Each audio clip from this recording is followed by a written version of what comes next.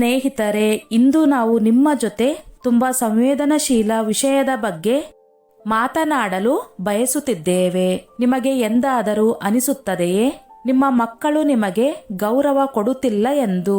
ನಿಮ್ಮ ಮಾತುಗಳು ಅವರು ಕೇಳುತ್ತಿಲ್ಲ, ನಿಮ್ಮ ಭಾವನೆಗಳನ್ನು ಅವರು ನಿರ್ಲಕ್ಷ್ಯ ಮಾಡುತ್ತಿದ್ದಾರೆ. ಆಗ ನಿಮಗೆ ಅನಿಸುತ್ತದೆ ನೀವು ಇನ್ನು ಮುಂದೆ ಯಾವುದಕ್ಕೂ ಯೋಗ್ಯರಲ್ಲ ಎಂದು. ಇದು ನಿಜವಾಗಿದ್ದರೆ ನೀವು ಒಂಟಿಯಲ್ಲ. ಈಗ ಈ ಸಮಾಜದಲ್ಲಿ ಇಂದಿನ ಕಾಲದಲ್ಲಿ ಒಂದು ದೊಡ್ಡ ಸಾಮಾನ್ಯ ಸಮಸ್ಯೆಯಾಗಿ ಬಿಟ್ಟಿದೆ. ಮಕ್ಕಳು ಈಗ ತಮ್ಮ ತಮ್ಮ ಜೀವನದಲ್ಲಿ ಈಗ ಬ್ಯುಸಿಯಾಗಿ ಬಿಟ್ಟಿದ್ದಾರೆ. ಆಗಾಗ ಅವರು ಮರೆತು ಬಿಟ್ಟಿರುತ್ತಾರೆ ತಮ್ಮ ತಂದೆ ತಾಯಿಗೂ ಒಂದು ಗೌರವ ಇದೆ, ಅವರಿಗೂ ಒಂದು ಅಸ್ತಿತ್ವ ಇದೆ ಎನ್ನುವುದನ್ನು. ಆದರೆ ಸ್ನೇಹಿತರೆ, ಇದನ್ನು ನಾವು ಅವರಿಗೆ ಅರ್ಥ ಮಾಡಿಸುವುದು ತುಂಬಾ ಮುಖ್ಯವಾದ ಕೆಲಸವಾಗಿದೆ. ನಿಮ್ಮ ಸ್ವಾಭಿಮಾನ ಬೇರೆ ಯಾರದ್ದೋ ಕೈಯಲ್ಲಿ ಇರುವುದಿಲ್ಲ, ಅದು ನಿಮ್ಮ ಸ್ವಂತದಾಗಿದೆ. ಅದನ್ನು ನೀವು ಮತ್ತೆ ಮರಳಿ ಪಡೆಯಬಹುದು. ಪ್ರತಿಯೊಬ್ಬರು 60 ವರ್ಷಕ್ಕಿಂತ ಮುಂಚೆ ಮಾಡಬೇಕಾದ 18 ಕೆಲಸಗಳು. ನಾವು ಈ ಕೆಲಸಗಳನ್ನು ಮಾಡುವುದರಿಂದ ವೃದ್ಧಾಪ್ಯವು ಬಹಳ ಸುಂದರವಾಗಿರುತ್ತದೆ. 1. ನಿಮ್ಮನ್ನು ವೃದ್ಧಾಪ್ಯದಲ್ಲಿ ರಕ್ಷಿಸುವುದು ನೀವು ಸಂಪಾದನೆ ಮಾಡಿ ಉಳಿಸಿದ ಹಣ ಮಾತ್ರ. ಈಗಿನ ಕಾಲದಲ್ಲಿ ತಂದೆ ತಾಯಿಯರನ್ನು ಕೊನೆಗಾಲದಲ್ಲಿ ನಿರ್ಲಕ್ಷ್ಯ ಮಾಡುತ್ತಾ ಸರಿಯಾಗಿ ನೋಡಿಕೊಳ್ಳುವುದಿಲ್ಲ. ಯಾವ ಸಮಯದಲ್ಲಿ ಯಾರು ಹೇಗೆ ಬದಲಾಗುತ್ತಾರೆ ಎಂದು ಹೇಳಲು ಸಾಧ್ಯವಿಲ್ಲ. 2. ಗಂಡ ಅಥವಾ ಹೆಂಡತಿ ಸಾವನ್ನಪ್ಪಿದ ನಂತರ ಒಂಟಿ ಜೀವನ ನರಕದಂತೆ ಇರುತ್ತದೆ. ಅಂತವರು ಮನೆಯಲ್ಲಿ ಹೆಚ್ಚು ಸಮಯ ಕಳೆಯಬೇಡಿ. ಬದಲಾಗಿ ಮನೆಯ ಹೊರಗಡೆ ಬಂದು 4 ಜನರನ್ನು ಸ್ನೇಹಿತರನ್ನಾಗಿ ಮಾಡಿಕೊಳ್ಳಿ.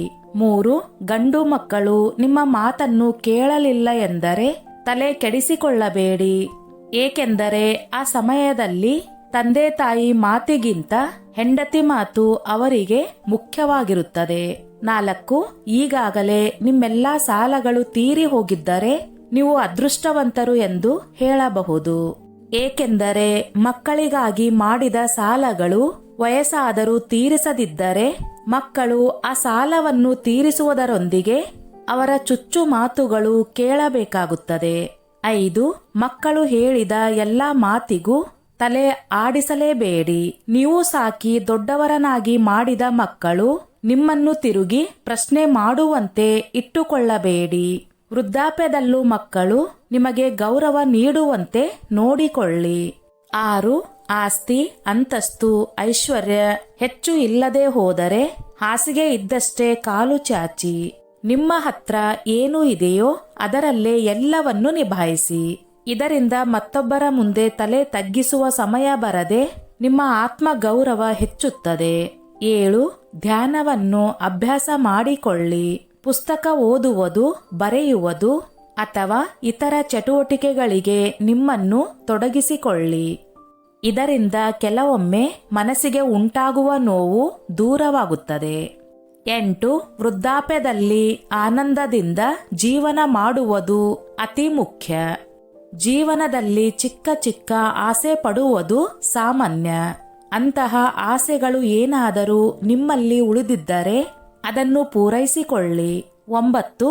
ವಯಸ್ಸಾಗುವಷ್ಟರಲ್ಲಿ ಒಂದು ಸ್ವಂತ ಮನೆ ಇರಲೇಬೇಕು ಎಂದು ಎಲ್ಲರೂ ಆಸೆ ಪಡುತ್ತಾರೆ. ಅದು ಚಿಕ್ಕದಾಗಿರಲಿ ಅಥವಾ ದೊಡ್ಡದಾಗಿರಲಿ, ಒಂದು ಸ್ವಂತ ಮನೆ ಇರಲೇಬೇಕು. ಆದಷ್ಟು ಸ್ವಂತ ಮನೆ ಮಾಡಿಕೊಳ್ಳುವ ಕಡೆ ಹೆಚ್ಚು ಗಮನ ಕೊಡಿ. 10. ಪ್ರವಾಸಕ್ಕೆ ಹೋಗಿ ಬನ್ನಿ. ಇದರಿಂದ ಮಕ್ಕಳು, ಸೊಸೆ, ಮನೆಯ ಇತರ ಸದಸ್ಯರಿಗೂ ಸ್ವಲ್ಪ ಬಿಡುವು ನೀಡಿದಂತಾಗುತ್ತದೆ. ನಿಮ್ಮ ಮನಸ್ಸಿಗೂ ಹೊಸ ಜಾಗದಿಂದ ಬದಲಾವಣೆ, ಮಾನಸಿಕ ನೆಮ್ಮದಿ ಸಿಗುತ್ತದೆ. 11. ನೀವು ಮಲಗುವಾಗ ನಿಮ್ಮ ಎಲ್ಲಾ ಯೋಚನೆಗಳನ್ನು ದೂರಕ್ಕಿಡಿ.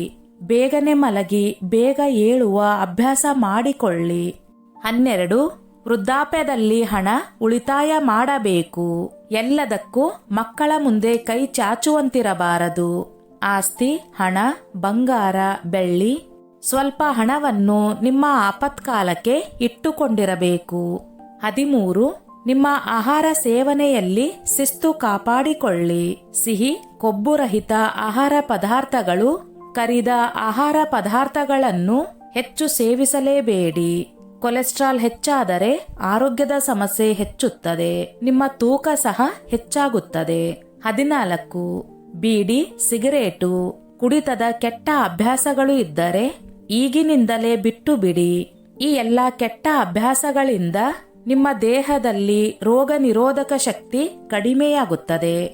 15. ಪ್ರತಿನಿತ್ಯ 2-3 ಲೀಟರ್ಗಳಷ್ಟು ನೀರು ಸೇವಿಸಲೇಬೇಕು.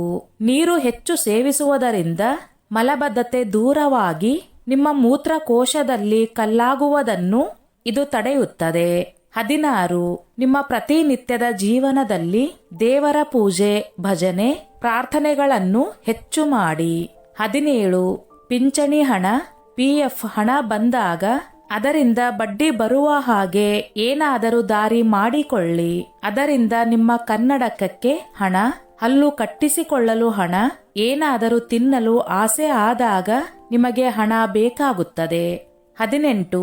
ನಿಮ್ಮ ಮಕ್ಕಳ ಮುಂದೆ ಯಾವಾಗಲೂ ನಮ್ಮ ಆರೋಗ್ಯ ಸರಿಯಿಲ್ಲ ಎಂದು ಹೆಚ್ಚು ಬಾರಿ ಹೇಳಬೇಡಿ. ನಿಮಗೆ ತೀರಾ ಹತ್ತಿರವಾಗುವ ಸ್ನೇಹಿತರ ಬಳಿ ಮನಸ್ಸು ಬಿಚ್ಚಿ ಎಲ್ಲಾ ವಿಚಾರಗಳನ್ನು ಹಂಚಿಕೊಳ್ಳಿ. ಯಾವುದೇ ಸಂದರ್ಭದಲ್ಲಿದ್ದರೂ ನಾವು ಒಳ್ಳೆಯ ಆಯ್ಕೆಗಳನ್ನು ಆರಿಸಿಕೊಳ್ಳಬೇಕು.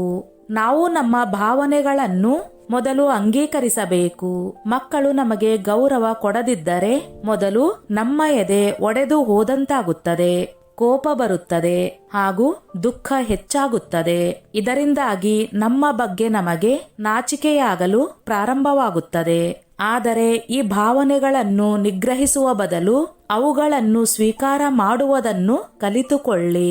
ನೀವು ತಪ್ಪು ಮಾಡಿದರೂ ಮಾಡದೇ ಇದ್ದರೂ ದುಃಖಿಸುವುದು ಸ್ವಾಭಾವಿಕವಾಗಿದೆ, ಅದು ಸಹಜ ಕೂಡ.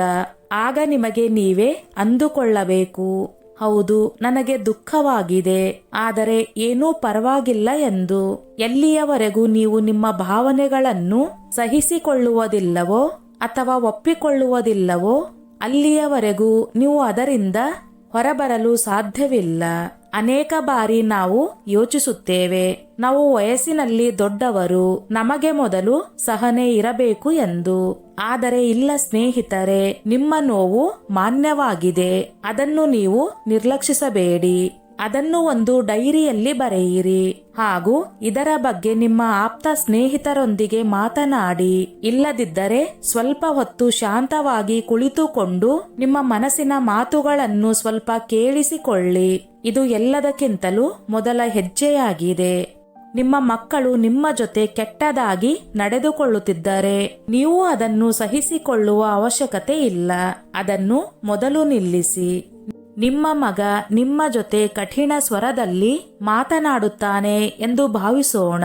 ನಿಮ್ಮ ಸೊಸೆ ಯಾವಾಗಲೂ ನಿಮ್ಮ ಅಭಿಪ್ರಾಯಗಳನ್ನು ನಿರ್ಲಕ್ಷ್ಯ ಮಾಡುತ್ತಾಳೆ.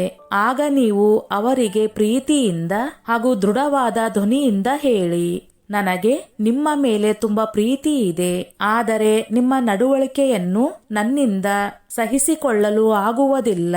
ಪ್ರಾರಂಭದಲ್ಲಿ ಅವರು ಸ್ವಲ್ಪ ಒಪ್ಪಿಕೊಳ್ಳಲು ಸಿದ್ಧರಿರುವುದಿಲ್ಲ, ಆದರೆ ನಂತರದ ದಿನಗಳಲ್ಲಿ ಅವರಿಗೂ ಕೂಡ ಅರ್ಥವಾಗುತ್ತದೆ. ತಂದೆ ತಾಯಿಗೂ ಅವರದೇ ಆದ ಗೌರವ, ಸ್ವಾಭಿಮಾನ ಇರುತ್ತದೆ ಎಂದು. ಸ್ನೇಹಿತರೆ, ಈ ನನ್ನ ಮಾಹಿತಿ ನಿಮಗೆ ಇಷ್ಟವಾಗಿದ್ದಲ್ಲಿ ದಯವಿಟ್ಟು ಶೇರ್ ಮಾಡಿ, ಲೈಕ್ ಮಾಡಿ ಮತ್ತು ಸಬ್ಸ್ಕ್ರೈಬ್ ಮಾಡಿ.